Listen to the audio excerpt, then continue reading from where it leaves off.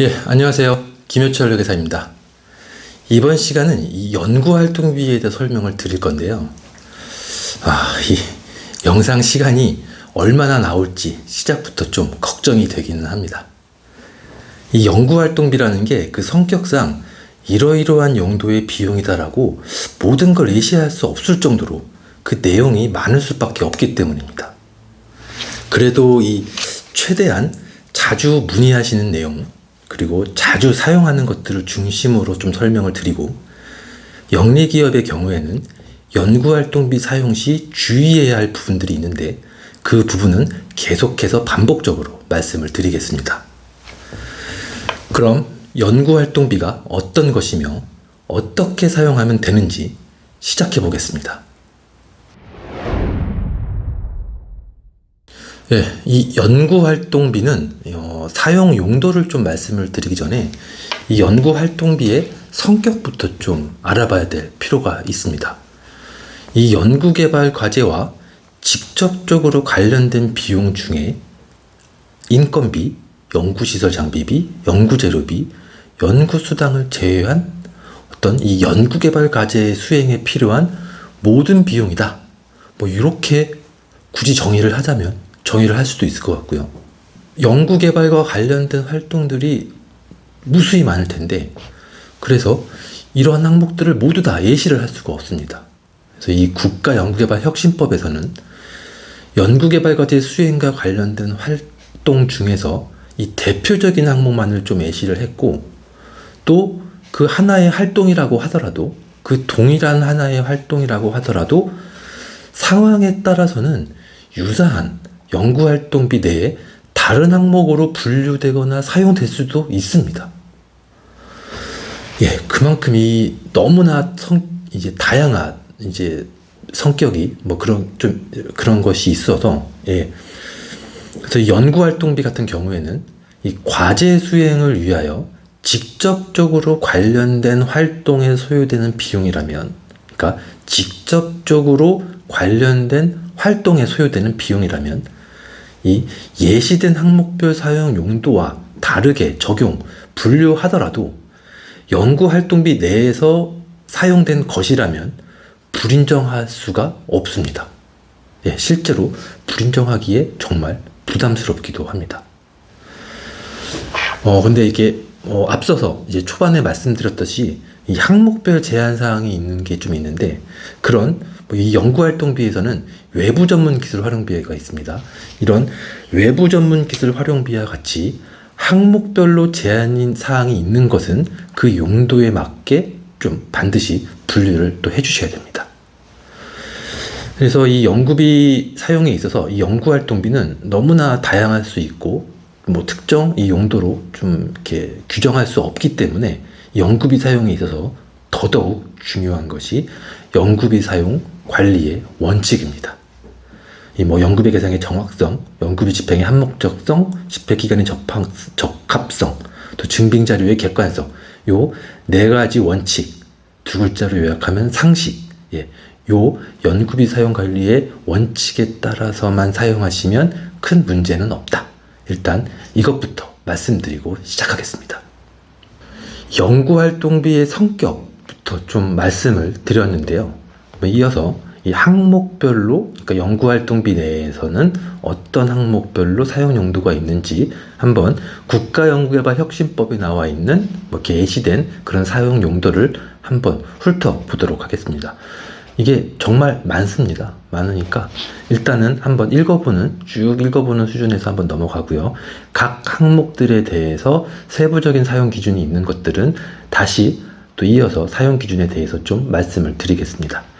우선 첫 번째는 지식재산 창출 활동비입니다. 이거는 기술 특허 표준, 정보조사 분석, 원천 핵심 특허 확보 전략 수립 등 지식재산 창출 활동에 필요한 비용을 말하고요.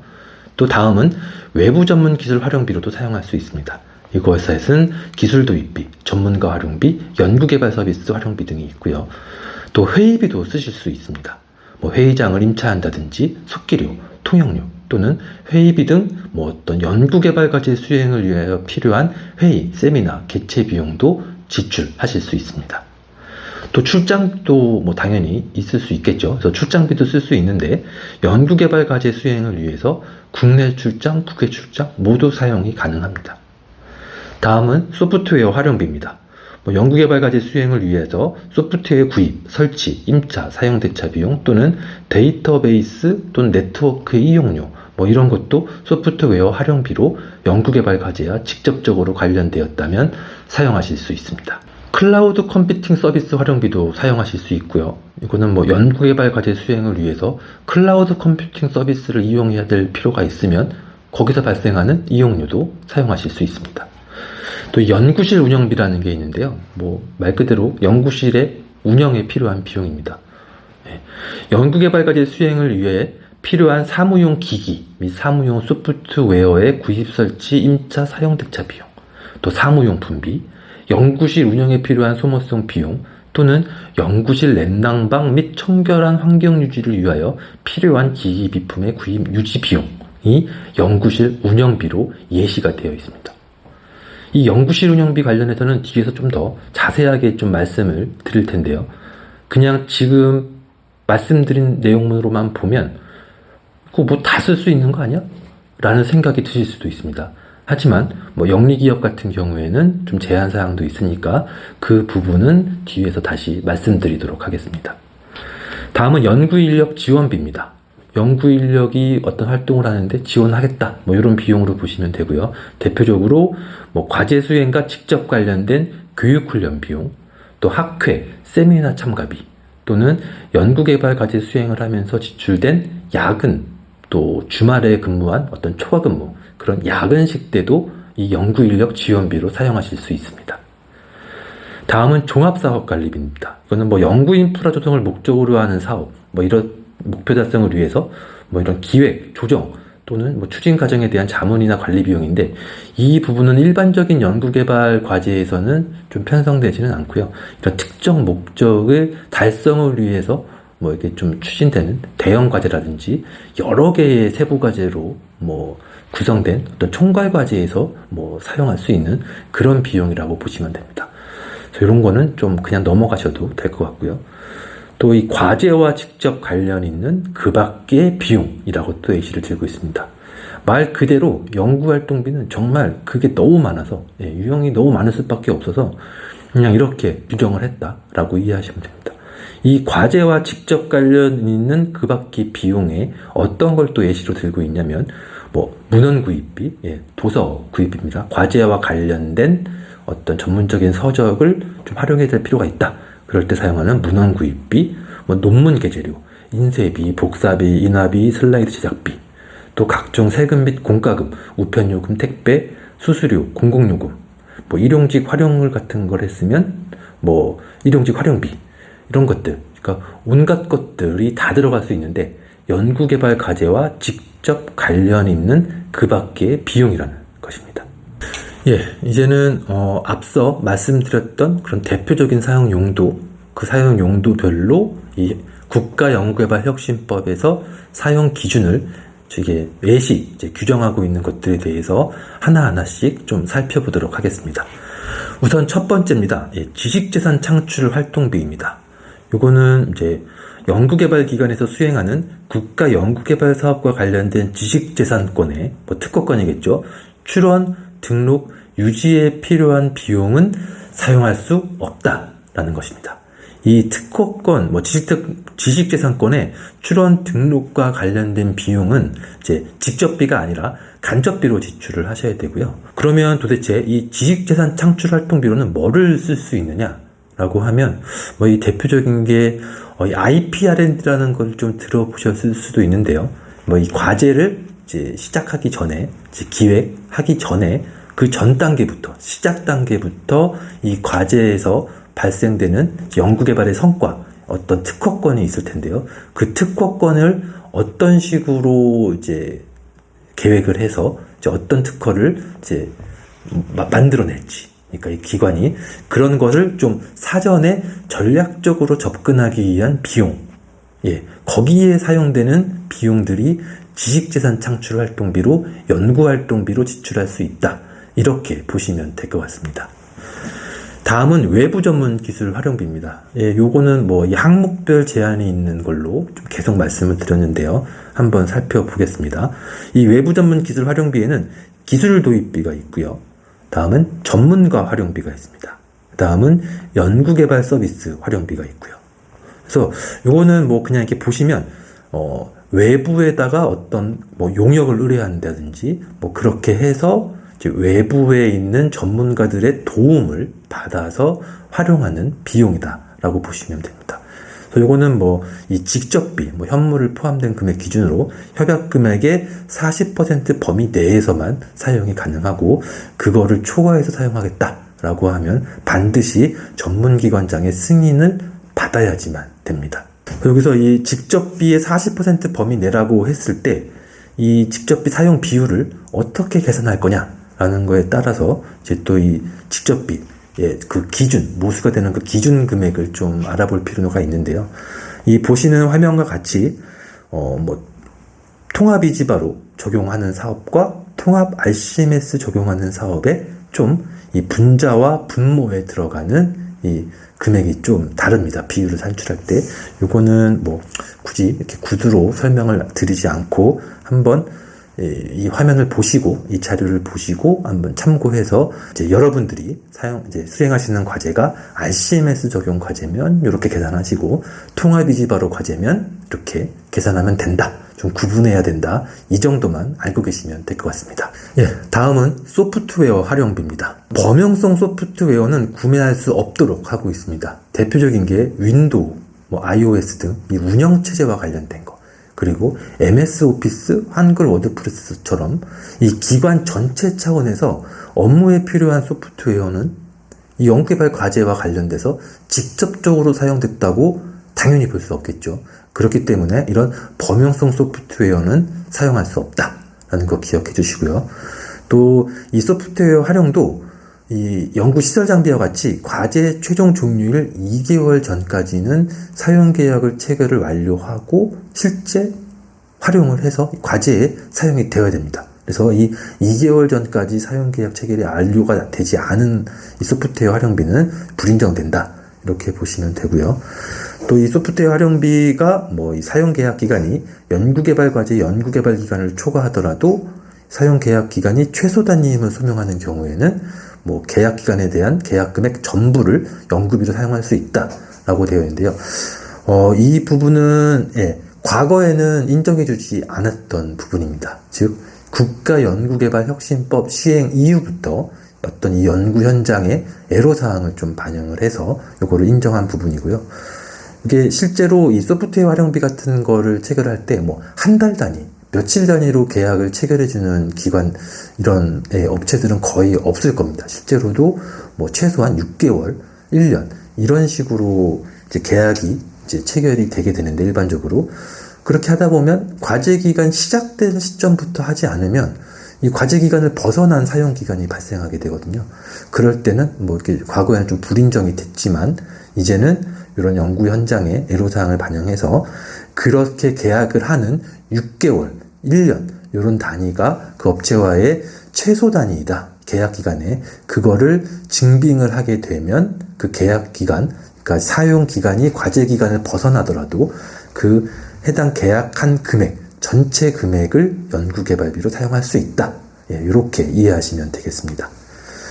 다음은 클라우드 컴퓨팅 서비스 활용비인데요. 요거는 뭐 일반적인 과제에서 그렇게 발생하지는 않을 것 같고요. 어쨌든 이 클라우드 컴퓨팅 서비스를 좀 이용을 해야 된다라고 할 때는 요 이용 지원 시스템이라고 나오는 요 관련된 법률이 있는데요. 이 법률 시행령에 따라서 여기 나오는 이용 지원 시스템, 여기를 확인한 후 여기에서 선택해서 클라우드 컴퓨터를 선정하고 필요한 비용을 사용하시면 됩니다.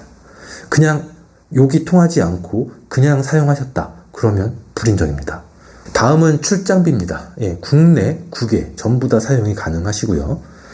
우선 이 국내 출장비나 국외 출장비 모두 이 연구개발기관의 자체 규정에 따라서 출장 관련 여비, 세부 산출 근거가 포함된 출장 보고서를 제출을 하는 게 원칙입니다.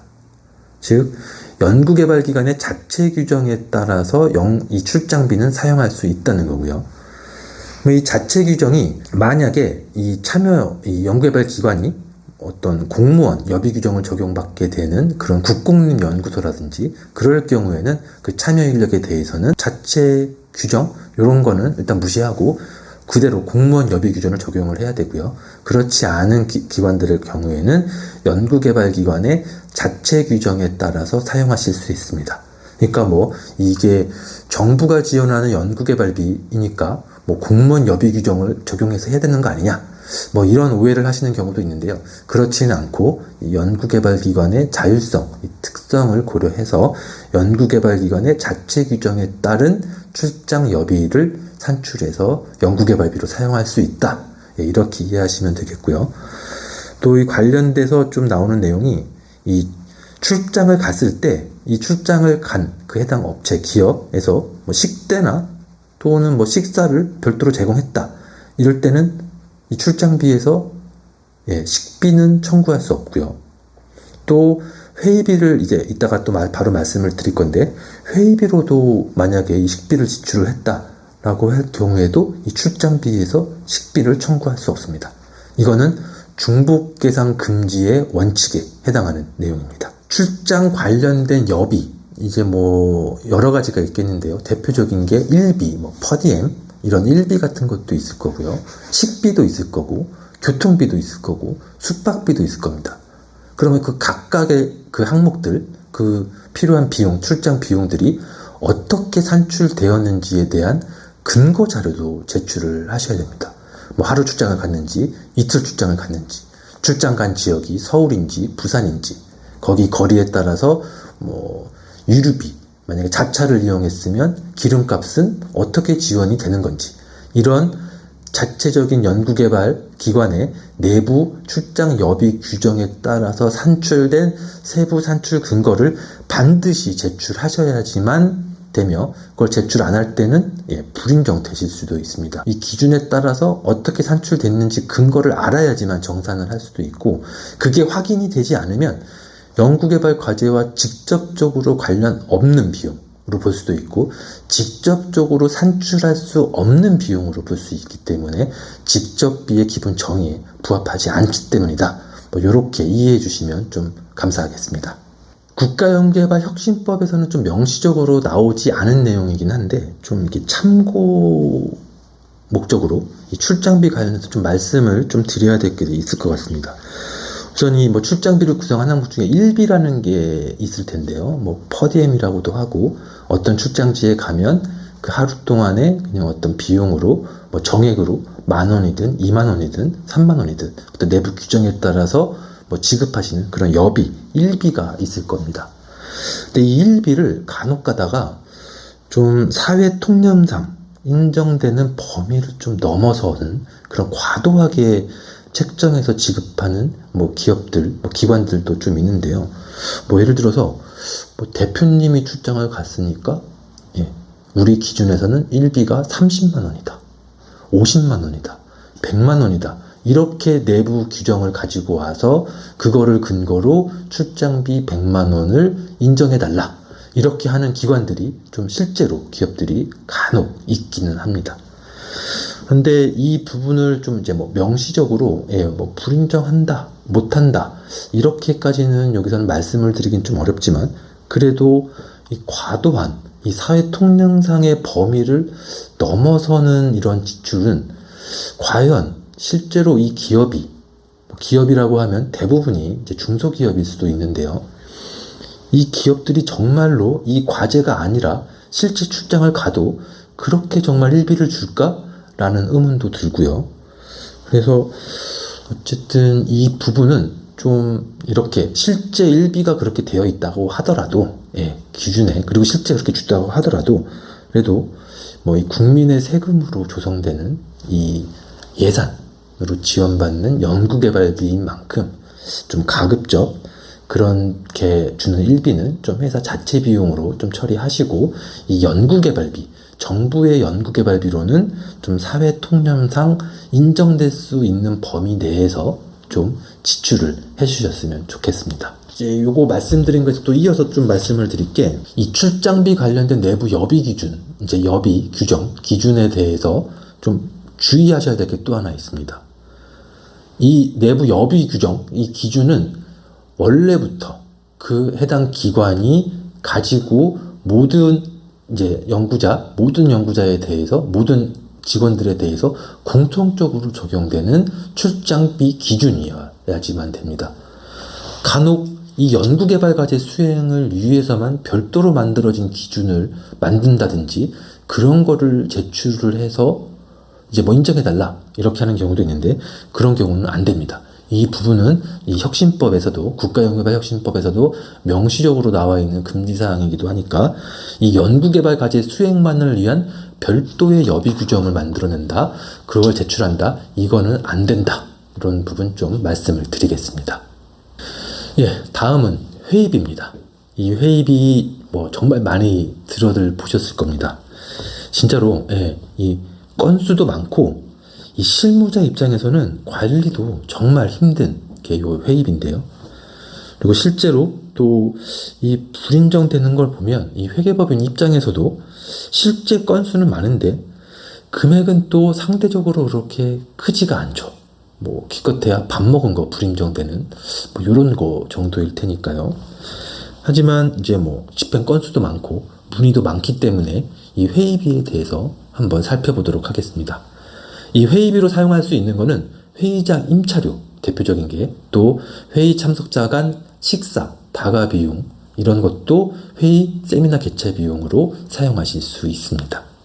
여기서 주의해야 될 거는 해당 연구개발기관에 소속된 자만 참여하는 회의에 대해서는 식비를 계상 지출하실 수 없습니다.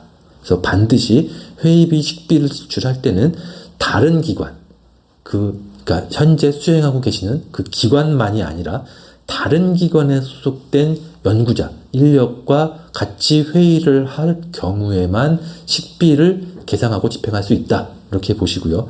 여기에서 이 다른 기관에는 주관기관뿐만 아니라, 그러니까 주관기관 이외에도 공동, 위탁 연구개발기관 같이 한 과제를 같이 수행하고 있는 기관끼리도 회의를 하면 그건 가능하다. 이렇게 보시면 되겠습니다. 그래서 이렇게 하는 이유는 이 내부 직원끼리만, 그러니까 단일 기관끼리의 직원끼리만 회의하고 식사한 비용은 실제 회의를 했을지 몰라도 그게 내부 회식비 이런 것과 좀 구분하기 어렵기 때문이다 라는 취지로 좀 이해하시면 될 것 같습니다. 그리고 이 회의비를 사용할 때는 내부 결제 문서 또는 회의록 중 어느 하나와 영수증을 반드시 갖춰야 됩니다. 이 회의록을 얼마 이상의 회의비 식비를 쓰면 갖추어야 되느냐, 이런 내용들이, 이런 질문들이 좀 많은데요. 실제로 이렇게 규정을 보면 다만 10만 원 이하의 회의비를 사용하는 경우에는, 이게 부가가치세가 포함된 금액입니다. 10만 원 이하의 회의비를 사용하는 경우에는 회의 목적, 일시, 장소, 내용, 참석자 명단에 기재된 증명자료로 내부 결제 문서 또는 회의록을 대신할 수 있다라고 되어 있습니다. 이 말은 다시 얘기하면 10만 원을 초과하는 회의비를 사용을 했으면 당연히 회의록을 필수 증빙서류로 제출을 하셔야 됩니다. 그래서 여기까지는 이해가 되실 수 있는데, 간혹 요 10만 원 이하의 회의비는 대신할 수 있다라고 하니까 회의록이나 별도의 증빙자료를 아무것도 제출하지 않고 그냥 영수증만 딸랑 제출하시는 기관들도 있는데요. 그렇게 되면 불인정입니다. 회의록, 그러니까 내부 결제 문서 또는 회의록을 대신할 수 있다고 한 거지, 이 회의비 목적, 일시, 장소, 내용, 참석자 명단이 기재된 증명자료는 제출을 하셔야 됩니다. 이 증명자료가 회의록의 형식을 띌 필요가 없다라는 거지, 필수적으로. 다른, 그냥 어떤 지출결의서라든지 이런 내용으로도 좀 이런 일시, 목적, 장소, 내용, 참석자 명단은 확인할 수 있는 증빙이 반드시 구비되어야 합니다. 10만 원 이하의 회의비더라도. 이 회의비 관련해서 또 많은 문의가 들어오는 게요. 이 연구개발 과제를 좀 처음 수행하시거나 좀 자주 이렇게 경험하지 못하신, 자주 수행하지 않으신 기관들한테 좀 오는 질문인데요. 그러면 도대체 회의록은 어떻게 작성을 해야 되냐? 양식이 있으면 좀 달라. 뭐 요렇게도 문의가 오는데, 뭐 회의록의 양식 이런 건 별도로 없습니다. 방금 말씀드렸던 회의록에 반드시 포함할 내용, 회의 목적, 일시, 장소, 회의 내용, 참석자 명단, 요 내용이 포함되게 이 연구개발 과제와 관련돼서 뭐 어떤 회의를 했는지만 내용이 확인되어 할 수만 있으면 별도의 양식은 없으니까 요 내용만 좀 잘 포함이 되게 회의록을 좀 자체적으로 작성하시면 된다. 이렇게 보시면 되고요. 그리고 뭐 이 회의록에서, 이 회의비에서 가장 불인정이 많이 나오는 경우가 이 출장에 가면 실제로 회의를 하고 그 회의비를 이 출장 간 직원, 기관에서 좀 사용하는 경우가 꽤 많습니다. 이럴 때 회의비 식비를 그 참여 연구자, 참석자가 지출을 했으면 이 출장비 여비 신청할 때는 그 해당 연구자, 참석자의 출장비 식비는 계상하면 안 됩니다. 이거를 이제 실수로 뭐 계상을 해서 중복 계상으로 불인정되는 경우가 제일 많은 사례입니다. 다음은 연구인력 지원비입니다. 뭐 연구개발 과제와 직접 관련된 교육훈련 비용, 학회 세미나 참가 비용, 야근, 식대, 뭐 이런 초과근무 식대를 지출하실 수 있고요. 여기서는 이제 뭐 학회 세미나 참가 같은 거를 좀 이제 연구개발 과제비로 많이들 사용을 하시는데, 이게 사용이 안 되는 게 있습니다. 그냥 뭐 그 학회에 참가하기 위한 연회비 정도는 충분히 인정이 가능한데, 종신학회비 이런 것들이 있는데요. 이 종신학회비는 절대 지출이 안 된다. 요걸 좀 주의를 해주시고요. 다음은 요 이제 화면에 보시는 이 네모 박스 칸에 있는 사용 불가 연구인력 지원비로 사용할 수 없는 항목들을 좀 주의 깊게 기억을 해주시면 좋겠습니다. 첫 번째는 당연히 참여 연구자가 아닌 사람한테 이런 교육훈련 비용을 쓰시면 안 될 거고요. 또 방금 말씀드렸던 종신학회비 이런 건 절대 안 됩니다. 또 이 연구개발 과제와 직접적으로 관련된 교육훈련비여야지만 됩니다. 학회도 마찬가지고요. 이 과제 수행과 직접적으로 관련되지 않은 교육훈련비는 사용하시면 안 됩니다. 뭐 예를 들어서 엑셀의 활용 이런 거는 이 과제와 직접 관련되지 않아도 충분히 당연히 해야 될 교육일 거니까요. 그런 교육훈련비는 안 되고, 과제와 직접적으로 관련된 정말 전문성 있는 교육훈련 이런 거는 교육훈련비를 사용하실 수 있다. 이렇게 보시면 되고, 또 뭐 참여 연구자의 학위 과정에 필요한 비용 요거는 뭐 이제 대학 같은 경우에 좀 많은데요. 이 참여 연구자가 학생일 경우에 뭐 이런 논문 지도료 같은 것들이 발생할 수가 있는데, 이런 논문 지도료처럼 이 학위 과정에 필요한 비용은 안 된다라는 내용이고요. 또 교육훈련비를 지출할 수 있다고는 했지만 그 교육훈련이 뭐 고용보험법 등에 따라서 환급이 된다 추후에, 그럴 때는 그 환급을 받은 금액, 환급 가능한 금액은 이 교육훈련비로 지출하시면 안 됩니다. 또 이 야근 식대, 초과근무 식대를 지출할 수 있다고 해서 이 평일 점심 식대를 지출할 수 있다고 생각해서 사용하시는 분들이 가끔 있는데, 그냥 일반적인 평일 점심 식대는 안 됩니다. 실제로 이 연구개발 과제와 관련해서 야근, 초과근무를 할 경우에 그때 발생하는 식대는 이 연구개발비로 사용할 수 있다는 내용이고요. 또 뭐 계속해서 나오지만 이 야근 식대를 또 사용했다, 출장 갔다 와서, 그럴 때 출장비 식비를 사용하면 안 됩니다. 중복 계상입니다. 그래서 이 연구인력 지원비로 주로 많이 사용하시는 게 이제 뭐 교육훈련비도 있고요. 학회 세미나 참가비도 있고, 야근 식대도 실제로 많이들 사용하십니다. 이 야근, 이 초과근무 식대는 연구 책임자가 이 참여 연구자, 실제 초과근무를 한 사람이 이 실제로 초과근무를 했는지 그 초과근무 여부를 확인한 증명서류를 반드시 제출하셔야지만 이 야근 식대를 사용하실 수 있습니다. 초과근무 여부 확인은 도대체 어떤 증명서류를 내야 되느냐라고 하시는데, 이것도 뭐 이렇게 뭐 회의록처럼 별도로 정해진 양식은 없습니다. 해당 참여 연구자가 이 연구개발 과제와 관련해서 정말로 야근이 필요해서 실제 야근을 했다, 초과근무를 했다라는 것을 연구 책임자가 확인을 하는 내용만 있으면 그게 증빙자료가 됩니다. 이번에는 연구실 운영비입니다. 초반에 좀 말씀을 드렸는데요. 이 연구실 운영비는 이 세부 구성하는 항목들이 좀 뭐 용어도 비슷비슷하고 해서 좀 많이 혼동될 수도 있다. 이런 말씀도 좀 드렸는데요. 그래서 이 부분은 좀 이제 중요하게 해서 좀 말씀을 드리겠습니다. 우선 이 연구실 운영비는 크게 이 네 가지 항목으로 구분할 수가 있습니다. 근데 이 네 가지 항목이 용어가 이제 뭐 비슷비슷하니까 좀 각각을 구분해서 사용 가능한 것과 안 되는 것을 1차적으로 좀 구분을 하셔야 되고, 또 사용을 하려면 어떤 증빙을 반드시 갖추어야 되는 것들이 있는데 그런 게 어떤 건지를 알아야 됩니다. 그러면 좀 살펴보도록 하겠습니다. 첫 번째, 연구실 운영비로 사용할 수 있는 것은 연구개발 과제 수행을 위하여 필요한 사무용 기기 및 사무용 소프트웨어의 구입, 설치, 사용, 임차, 사용대차 비용입니다. 이거는 직접적으로 관련된 사무용 기기 및 사무용 소프트웨어입니다. 그래서 이 사무용 기기에는 컴퓨터, 프린터, 복사기, 사무용 기기 되고요. 사무용 소프트웨어는 컴퓨터 구동 프로그램, 사무 처리용 소프트웨어, 바이러스, 백신 이런 게 이제 되는데요. 직접적으로 관련된 사무용 기기와 소프트웨어만 된다. 이렇게 보시면 되겠습니다. 다음은 연구실 냉난방 및 청결한 환경 유지를 위하여 필요한 기기 비품의 구입 유지 비용입니다. 이런 거는 이제 연구개발 기관 자체 규정에 구체적으로 이러한 것들을 사용하는 기준을 좀 마련해서 사용을 하셔야 되고요. 뭐 대표적인 게 에어컨 등 냉난방기, 또 공기청정기, 뭐 집진기, 뭐 이런 것들을 좀 예를 드릴 수 있을 것 같습니다.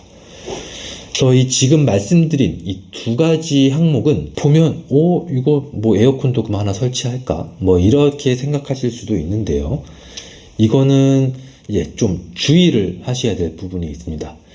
영리기관이 요 1번과 2번 항목을 사용을 하시려면 연구실 운영비 활용 관리 계획에 반드시 이 세부 항목들, 에어컨이라든지 공기청정기라든지 복사기라든지 이 컴퓨터 구동 프로그램이라든지 뭐 오피스 프로그램이라든지 이러한 것들이 이 연구실 운영비 활용 관리 계획에 반드시 구체적으로 명시되어 있어야 합니다.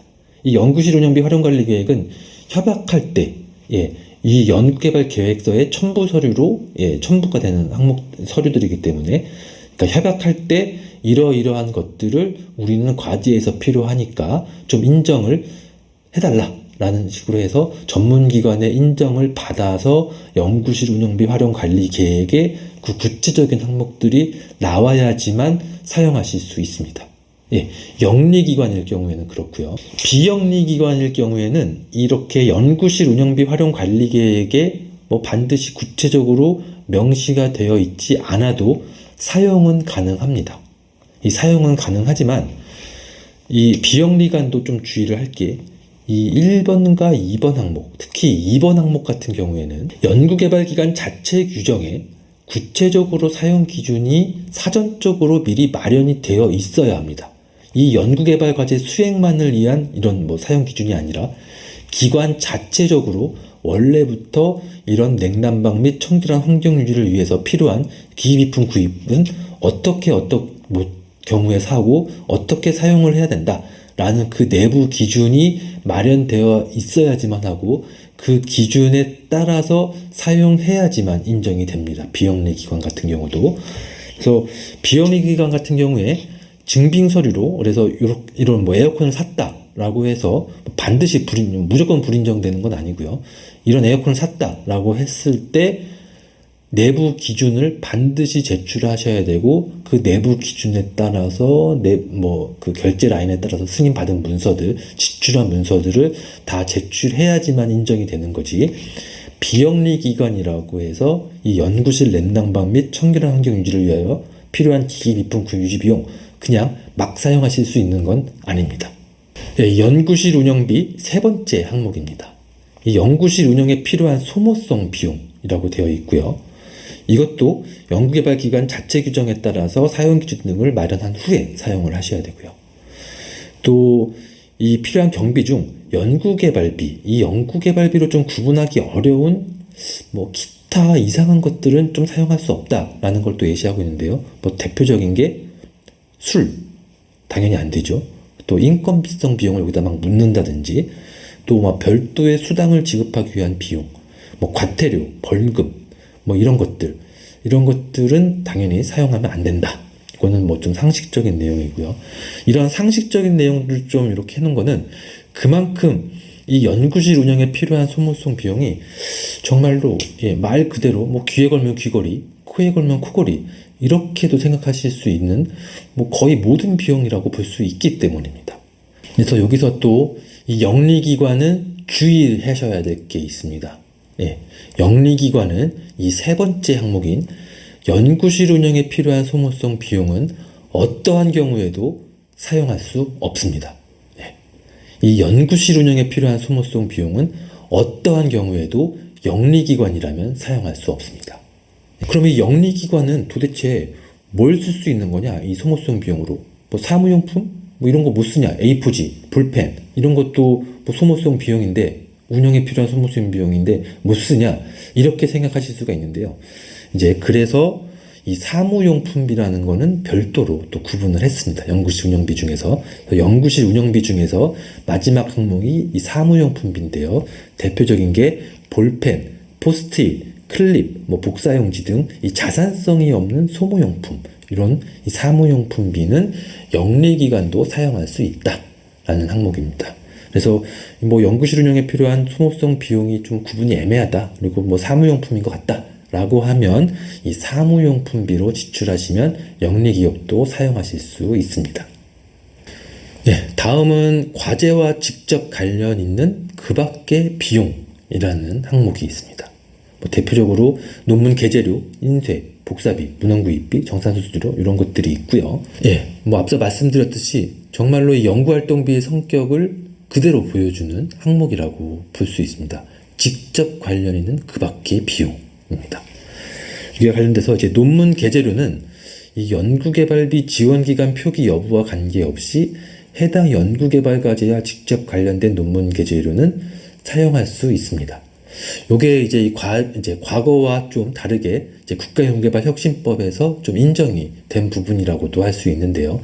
예전에는 이 연구개발비로 논문 게재료를 사용할 경우에는 그 해당 논문의 어떤 사사표기, 요 부처의 요 사업으로, 어떤 부처의 어떤 사업으로 연구개발비를 지원받아서 이 논문을 게재하였습니다. 이런 이 사사표기가 필수적으로 표기되어야지만 인정이 됐는데, 이제는 이 사사표기까지는 필수가 아니게 되었습니다. 그래도 단 이렇게 논문을 게재했다든지 이런 것들이 있으면 이 전문기관의 성과 등록은 반드시 해야지 인정이 된다. 이 정도 좀 참고해 주시면 될 것 같고요. 또 이 각종 세금에는 뭐 이 연구개발 과제와 직접적으로 관련된 세금만 되는 거고요. 일반적으로 관련된 세금은 안 됩니다. 그래서 뭐 그리고 또 이 만약에 위탁 연구개발 과제가 과세 대상 연구개발 과제일 경우에는 좀 뭐 여러 가지 조건이 있지만 뭐 부가가치세를 여기에 포함할 수 있다라고 보시면 되고요. 영리기업일 경우에는 전혀 해당 사항이 없으니까 그냥 무시하셔야 됩니다. 다음은 이 비영리기관의 좀 예외사항을 좀 말씀을 드리겠습니다. 이게 어떤 내부 거래와 관련된 부분인데요. 이 연구비 사용 원칙, 뭐 연구비 사용 이 공통 기준에 따르면, 저도 말씀드렸지, 이 과제 수행 기간 간, 그러니까 한 과제를 같이 수행하고 있는 주간, 공동, 위탁 연구 개발 기간 간에는 어떤 이런 내부 거래를 할 수 없다라고 되어 있었습니다.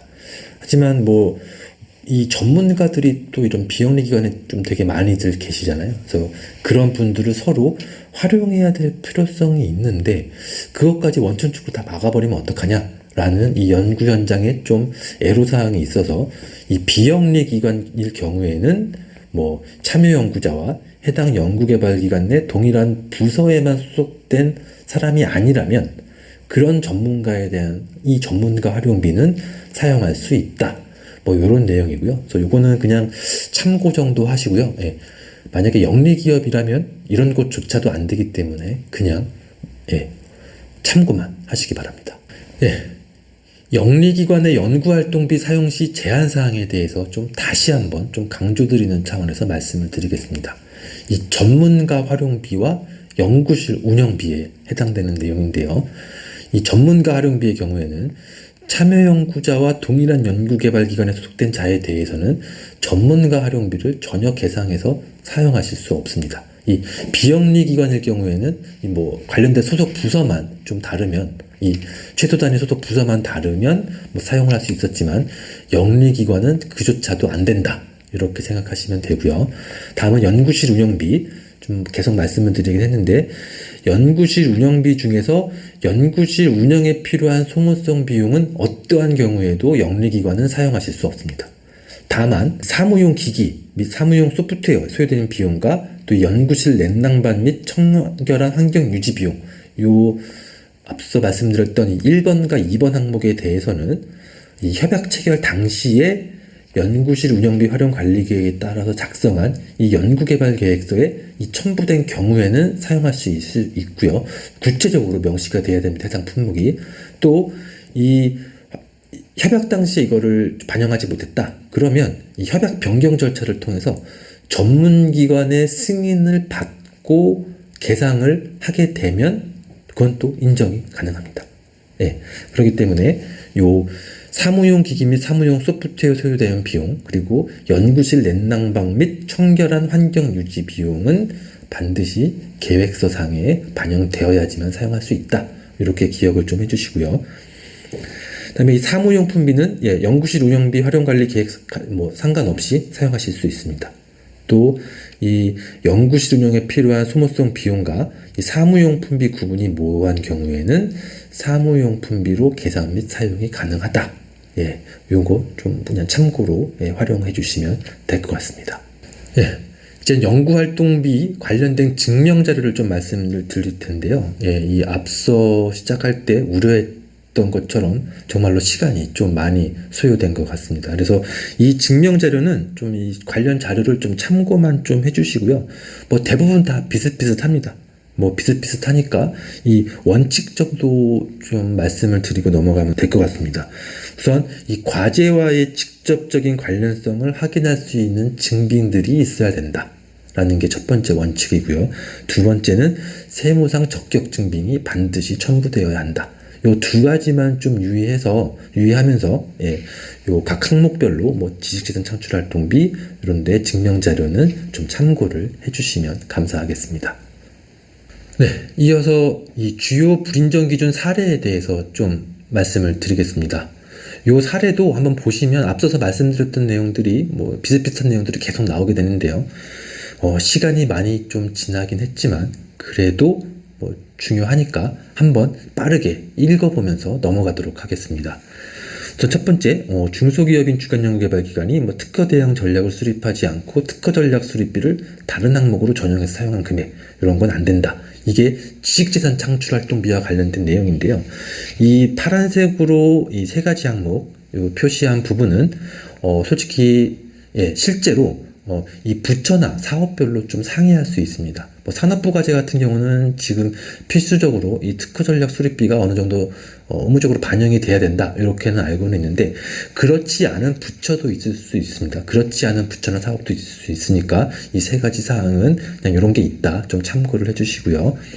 이어서 연구개발기관의 상호 의뢰된 시험 분석 검사, 임성시험 등 연구개발 서비스 활용비, 요거는 내부 거래는 안 된다라는 내용이고요. 단 내부 거래라고 하더라도 비영리 기간에 한해서 좀 인정되는 이 시험 분석 결과서 이 발급하는 비용은 좀 사용할 수 있다. 이 정도 참고를 해주시고요. 연구개발기관 소속 직원, 인건비가 계상된 외부 연구자 또는 이 연구개발기관 상호간 지급한 전문가 활용비 안 된다고 말씀을 드렸고요. 해당 연구개발 과제와 무관한 능력 개발을 위한 교육훈련비, 어학이나 자격증, 이렇게 일반적인 회사 업무와 관련된 교육훈련은 무조건 안 됩니다.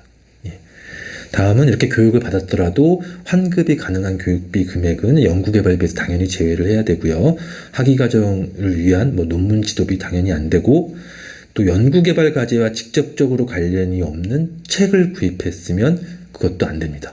또 책은 구입은 했는데 어떤 책을 샀는지를 확인을 할 수 없어도 문헌구입비, 도서구입비는 전액 불인정됩니다. 또 뭐 과제와 관련 없는 회의, 학회, 세미나 참가비 당연히 안 되겠고요.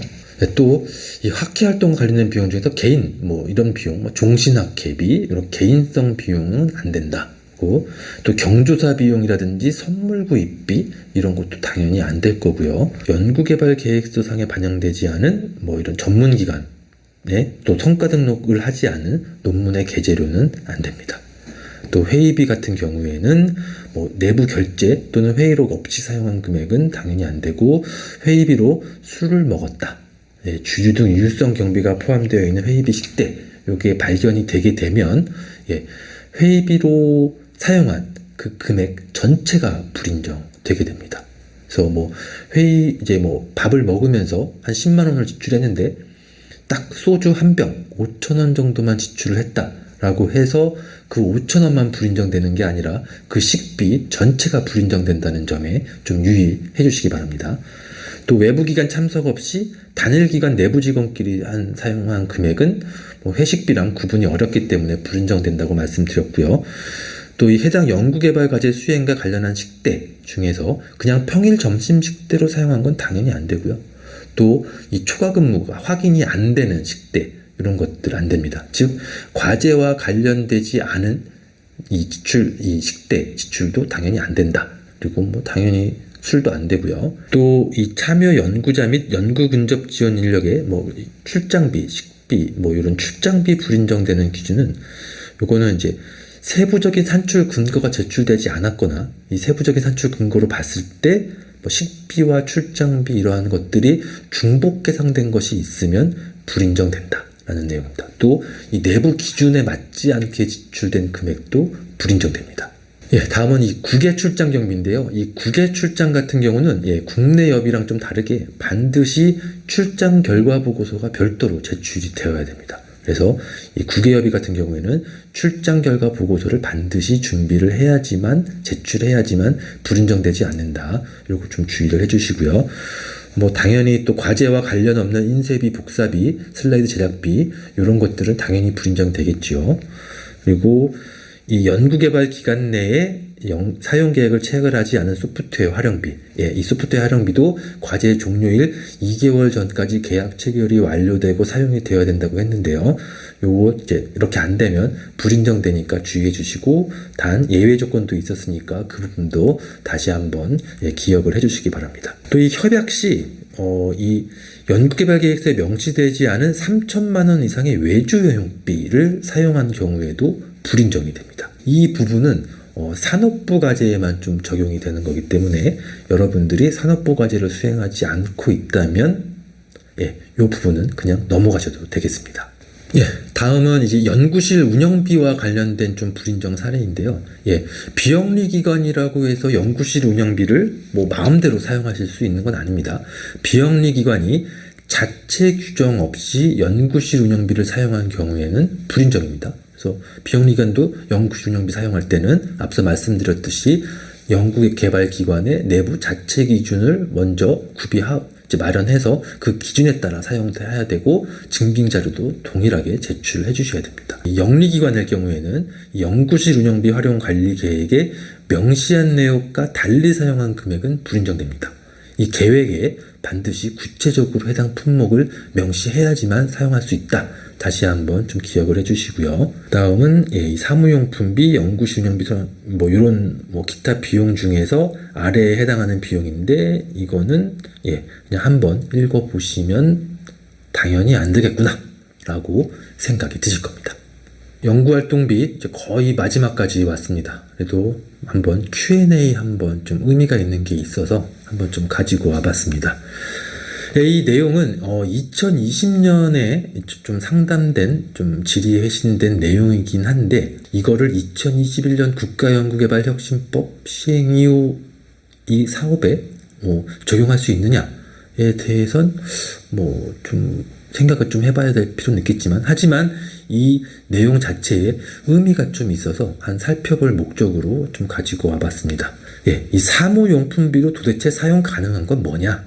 라고 물어보니까요. 거기에 대한 답변이 사무용품은 과제 수행에 필요한 사무용 소모품을 뜻한다. 그리고 뭐 화이트보드나 일반 소모품과는 상이한 제품으로 사무용품비로 사용이 불가하다. 이렇게 되어 있고요. 그래서 대표적으로 안 되는 게 뭐 서류함, USB 메모리, 무선 마우스, 키보드, 유무선 공유기, 멀티탭, 마우스패드, 책장, 화이트보드, 파쇄기 등이 대표적인 범용성 제품으로 사업비 사용 시 불인정된다. 라고 답변을 했습니다. 이게 2020년도의 답변 내용이긴 하지만, 그리고 또 2021년도 국가연구개발혁신법엔 이런 게 뭐 명시가 되어 있지는 않습니다. 불인정 기준 사례로. 하지만 이 원칙이라는 게 계속 제가 말씀을 드리는데, 연구비 사용 관련된 원칙 중에 직접적인 관련성을 확인해야지만 인정을 받습니다. 그래서 이 직접적인 관련성이 없다는 것으로 이러한 예시된 항목들 충분히 불인정될 수도 있습니다. 현재에도. 하지만 도대체 이 사무용품비라는 게 어떻게 직접적인 관련성을 확인할 수 있을까요? 그냥 그 자체로도 직접적인 관련성을 확인하기에 좀 그냥 생각을 해도 좀 어려울 것 같습니다. 그래서 이럴 땐 더더욱 그냥 기본적인 상식적인 수준에서 사용을 한다. 이렇게만 좀 이해하시고 그냥 편하게 사용하시면 될 것 같습니다. 이 상식이라는 게 어느 정도 과제에 필요하고 사무용품비가 그걸 진짜로 필요한 만큼만 사용하셔야 됩니다. 너무나 과도하게 사용하게 되면 이 필요한 부분을 넘어서 사용한 게 되기 때문에 연구비 사용 원칙을 위배하게 된다고 충분히 볼 수 있습니다. 뭐 예를 들어서 연구활동비가 좀 많이 남아서 과제 종료일이 다 돼가서 막 A4 용지를 막 몇 박스씩 사게 된다. 이렇게 되면 이게 정말 과제에 필요한 건가? 라는 생각을 충분히 의구심을 가질 수 있기 때문에 이런 부분은 다시 진짜로 필요한 만큼 사무용품비는 상식적으로 사용하시면 아무런 문제가 안 된다. 이렇게 이해해 주시면 감사하겠습니다. 예, 또 다음에 나오는 요 Q&A도 있는데요. 요 Q&A는 국가연구개발혁신법 이 사용 매뉴얼에 좀 나와 있는 내용이고요. 요 내용은 뭐 비대면 온라인 회의 시 회의비 사용이 가능하느냐, 뭐 과제랑 관련돼서 썼으면 별도로 제한하고 있지 않기 때문에 사용이 가능하다. 뭐 이런 내용이고요. 또 연구실 운영비 사용, 영리기관의 경우에 연구실 운영비 사용이 가능한 내용도 있고 하기 때문에 이건 한번 참고를 해주시고요. 이 마지막 부분에 있는 이 지식재산 창출 활동비로 특허권의 출원 등록 유지비는 왜 사용을 못할까? 거기에 대한 답이 좀 의미가 있어서 한번 읽어보고 마무리하도록 하겠습니다. 이 지식재산권의 출원 등록 유지에 필요한 비용을 간접비로 사용을 해야 되고요. 그 이유는 특허 등의 출원 등록이 주로 연구개발 과제가 완료된 이후에 이루어진다는 점.